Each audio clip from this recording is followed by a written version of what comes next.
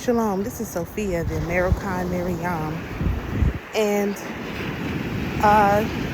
just wanted to throw out some insights for people who are working on developing their financial contract for this upcoming year.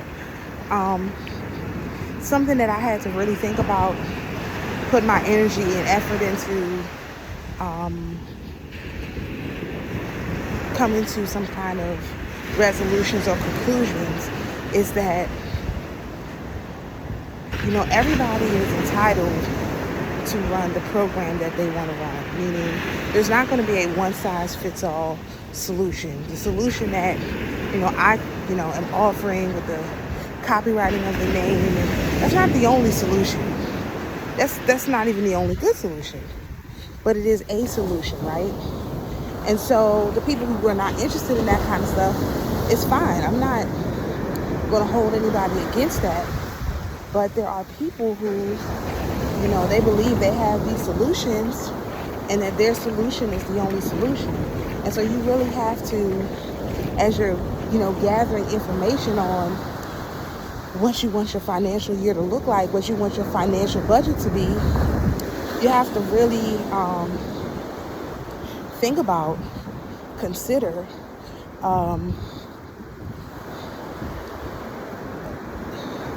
how do you want your life to look?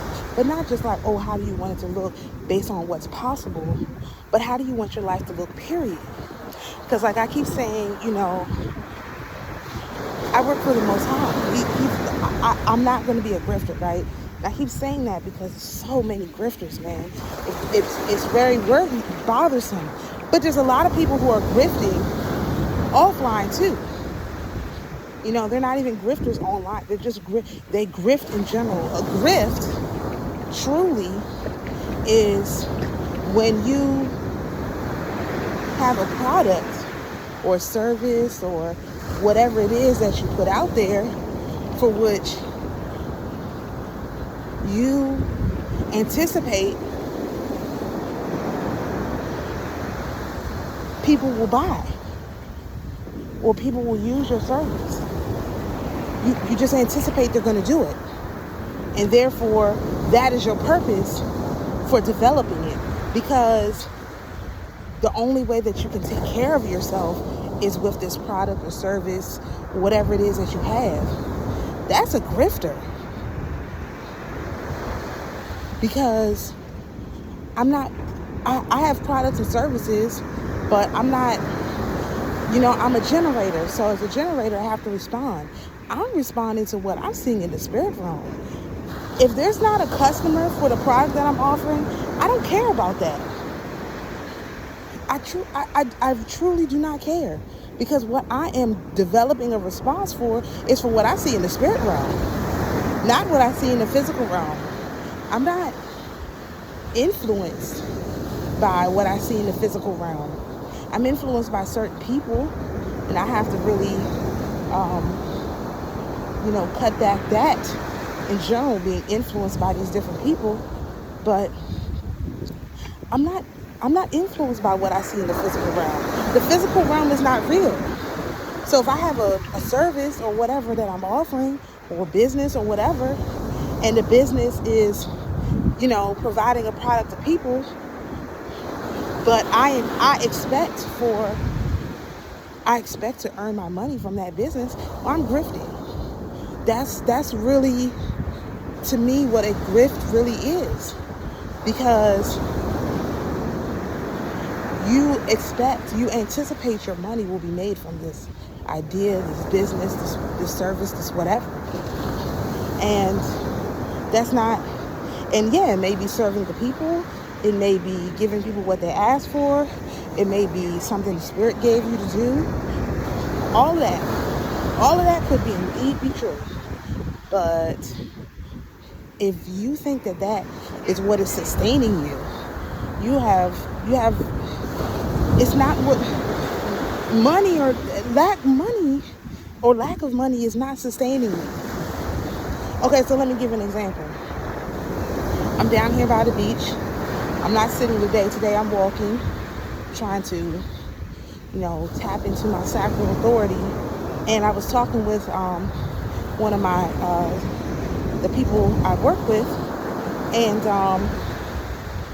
she was saying, I was telling her, I said, look, I got to go to the beach every day and ground. So when I finish what I'm doing, I come down to the beach, I ground. If I don't have a lot of time, I'll do it for a little bit of time, and then I go on with my day. That's just what I do.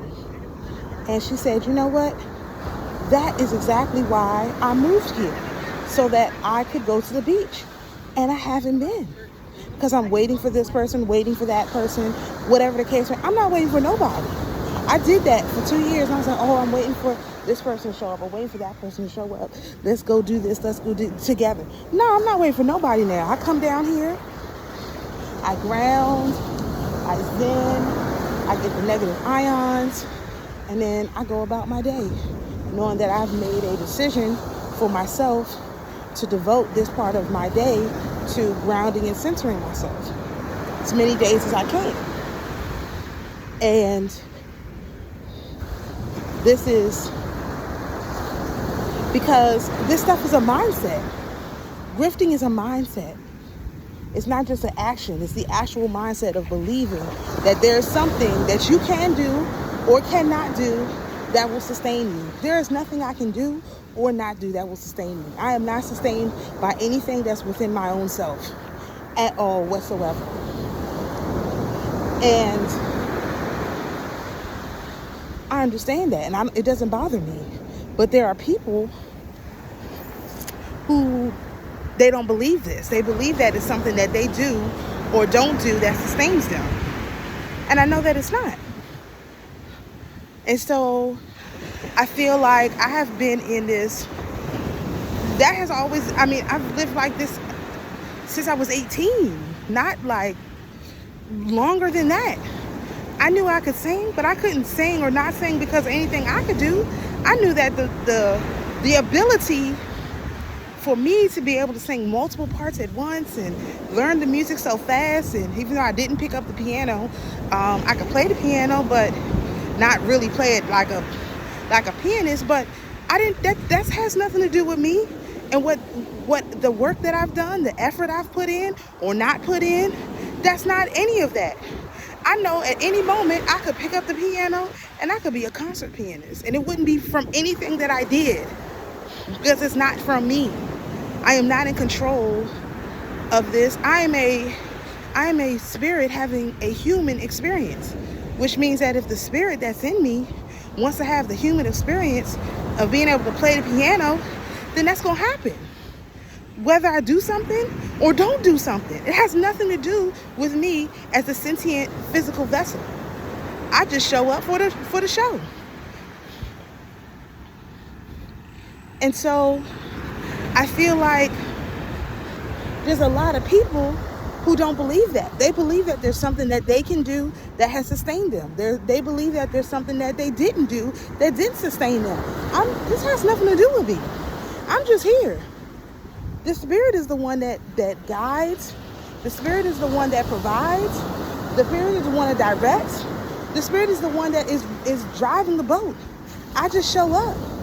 And I just say, direct my desires to the Spirit and say, hey, this is uncomfortable. This is discomfort for me. Can you at least, if you're going to be doing this thing right here and I got to show up and deal with these people and whatever, can you at least make this comfortable? As comfortable for me as possible with, the least stress as possible. That's all I'm asking for. Make it comfortable. Make it comfortable. Because everybody is now talking about, their tribe, their this, their that. Listen, you got a tribe. Do you know a lot of you already have a tribe? And do you know you rejected your tribe because they weren't Hebrew Israelites, they eat pork, they show up every day and they do crazy stuff, and you just rejected them. But that was your tribe the whole time. You rejected them. You rejected them. If somebody who knows me calls me, says, hey, this happened, that happened, whatever, I'm gonna open, hey, let's talk about it. What's happening? Oh my goodness, that's exactly what happened. Hey, what's going on? What's happening? Let's have this. Let me give you my instinct. Let me respond to you, because that's what I do. I have a duty to respond. They bring it to me. Hey, these are the people I'm responsible for. Now, if the spirit that's experiencing their life never comes to me, hey, that's cool. But if they come to me, I'm not going to turn these people away. And a lot of y'all, people have come to you, you turned them away. What I'm doing is I'm preparing a place that if somebody wants to know how to deal with the thing, they know because of seeds that have been planted from the spirit into them through my vessel previously, that they could come to me. So for example, a sister said this to me. She was like, when I started waking up, the first person I thought of was you. I was like, oh, that's interesting. But I'm like, well, who else would you think of? Who else has been planting these seeds since at least I was 18? But even before I turned 18, I was doing Bible study in high school. We was reading the Bible and I was asking my peers what they thought about it. That's what I was doing. And so this has always been who I am. And so to now act like there's something that I can do to save myself, not save myself, have an experience, not have an experience. No, I'm entirely reliant on the spirit that dwells within me. And I always have been. And I have a tribe already of people around me. I'm just documenting it on the internet for those who come behind and are like, wow, how did people do it? Well, how did they come to this information? We just know this. This is just a part of our natural consciousness. We didn't have to learn this this is just for people to, oh my gosh, they had to learn like that? Wow, that's crazy. I just already knew this. As you have higher and higher frequency children, they just know. And nobody is questioning any of that. It's just it's not just the boomer mindset. It's the I can do something. There's something I can do to save myself mindset. One thing I respect about the Watchers, they know that there's nothing that they can do to save them. There's nothing that they can do. There's nothing that I can do to save myself. I just, I'm here for the ride. Now, it doesn't mean I don't put forth any effort. That's not what that is. But to think that the spirit is going to give me some, thing to do, and because, that's what they gave me to do, that is going to be what saves me. It may be or it may not be. It's this. That may be to test somebody else's spirit. That may be to bring about an awakening in somebody else's life. I don't have any control over that. Why am I so, why would I be so selfish, self-centered to think that I have any control over any of this stuff? A lot of this stuff, we're here to test other people to see what's going to happen to them. Now, the level of testing is going to be increasing. But like I said, I want to be comfortable. I'm very uncomfortable. So I'm asking the spirit, hey, you got me out here doing all this stuff, recording my troubles and my tribulations and my thoughts and sharing it with people. Can you at least make me comfortable? This is very, very, very uncomfortable to operate like this. At least make me comfortable. Oh, okay. Is it possible, Spirit, that you can bring me into a more comfortable setting so that I can still have these understandings and these operations and these ideas, but just in a way that's not so traumatic? This is traumatic. Oh, maybe the Spirit doesn't realize this is traumatic for me. So I have to check in with the Spirit and say, hey, this is pretty traumatic, right? And this is a stress-inducing response. And so I prefer not to have this experience like this. If I have to have this experience, allow me to have it in another way. You can put that in your contract. Hey, no traumatizing experiences. The moment my physical vessel feels as if this is a traumatizing experience, it has to be changed. I'm not willing to be traumatized to learn a lesson for a spirit who can learn it from someone who is willing to be traumatized. That's why I'm not willing to that. Just like I'm not willing to traumatize my children so they can learn their lessons. Absolutely not. I reject that. Oh, well, okay. We got to do something about that. Oh, I can see how this might be traumatizing. Okay, cool. Yeah, whoever wants to have that experience, go to one of my people who's willing to be traumatized. I ain't with it. I'm sure you'll find somebody. Oh, okay, great. Cool. We're going to do something about that. So, these are things that you have to put in your contract. We know how the spirit is. You got to be quite specific, because if you're not specific, they're going to give you a little bit of this, a little bit of that, a bunch of crap, and you're going to be suffering. So you really want to, consult with the spirit and think about what you want, and not what somebody tells you is possible, but what you actually feel you were here to do. Because people will put on you what they were here to do and then be upset that you don't want to accept what they were here to do. Hey, I'm not here to work for money. I'm just not. I'm sorry. I've never had to work for money. I've always done what I want, and the money would appear, maybe through work of my own and maybe not, but I've never had to work for money. So I'm not going to start that now just because you are here to work for money. That's you and your contract with the Most High. I'm not accepting that. And that's a really big one, because a lot of people feel they're here, they got to work for money. I'm not with it. I'm sorry. Nor am I here to marry rich and all of that. No. I'm also here to be the head of my household. So I'm not willing to work for it, and I still have to be the head of the household. So I don't know how you're going to do that, Most High, but you've been doing it my whole life, and I'm not expecting anything different from you now. And you have to look at all these things when you're coming up with your contract for this year, because this is not a regular contract for this year. This is, people are either going into paradise, they're either ascending, or they're going into Armageddon, and I don't think there's any middle ground. I think you're either ascending or you're going into the Armageddon program, period.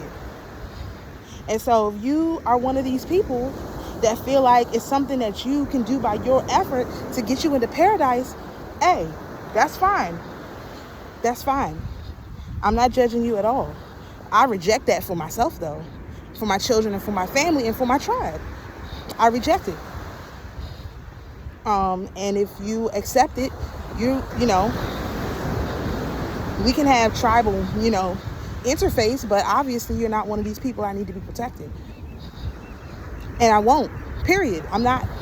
Anybody who believes they have to work in order to survive is not a person that I can protect anymore. And I will not. I just don't believe it. I just won't accept that. I won't accept it for me or any person in my tribe. And so if that's one of you people, thank you for coming. You're more than welcome to unsubscribe, go away, never come back. It is what it is. I'm not going to accept that program. There's nothing you can do to make me accept that program. What do? I research, I make videos, I work with the school, I keep a close eye on my kids, and I expect to be paid for that. And there's people who, hey, y'all want to work hard, make a bunch of money, make sure you can take care of yourself through Armageddon or whatever happens. More power to you. I reject that for me and for my tribe. And it was nice knowing you, but and we can always interface. I'll interface with anybody, but I cannot provide protection for those kind of people, and I won't. And so just understand that my people that I can provide protection for are people who do not, and this includes this. I have family and friends, they believe they have to work. I can't provide no protection for them. I just can't. Because I cannot agree to that program, the program of something that I can do to take care of myself. I reject that program, because when I do receive my abundance, I'm going to be more likely to not want to share it. Why? Because if I had to work for it, you should go and work for it too. No, I reject that. I reject that. I'm sorry, I didn't work for this, so if you need, food, this and that, whatever, I didn't work for it. So I don't have a problem with giving it away. When you had to work for it, when you inherited it, when someone gave it to you, whatever the case may be, you feel like, nah, I can't just give it away. I had to get this the hard way. Or somebody in my family got this the hard way. Or, somebody I know got this the hard way. So I'm not willing to just give it away. Okay, that's fine for some people. That's fine for some people. I can no longer support that as a spiritual leader. I cannot support that. And everybody has their line in the sand that they draw. This happens to be it for me, because if I have $1 and somebody needs $1, I'm gonna send them my $1. And I'll be like, well, I didn't do anything to earn that $1 in the first place. So if I have to give it away right now, that's fine. Doesn't bother me. But there's way too many people who, like the rich man, when Jesus told the rich man to go and sell everything, these people could not do it. You know why they couldn't do it? Because they worked hard for that. They inherited that. Their parents worked hard for it. Somebody they know worked hard for it. So to just give it away, they can't do it. I'm not living like that. And I'm not protecting anyone who does. So I have to put this into the ley line so people can understand what's going on. But I just need to understand. I want people to know, if you come on my side, we're not working for money. I'm sorry. We're not. There's way too many legal ways to acquire resources that don't require work. They require effort, but not work. And so I reject exchanging dollars for energy for dollars. I reject that transaction. Even if the energy is, I did the energy thing once and I sell it over and over again, I reject that. Sun's getting bright. I reject that. I reject any transaction that I can, that I initiated that ends in dollars being obtained after I put forth some kind of effort. I reject that. So people who are into that, that's fine. I'm not your person. This is not your tribe. And you don't have my protection. We did, this is the end of, the official end of the 40-day fast. I officially ended the 40-day fast for the restored daughter Zion on the 5th or the 4th, something like that, when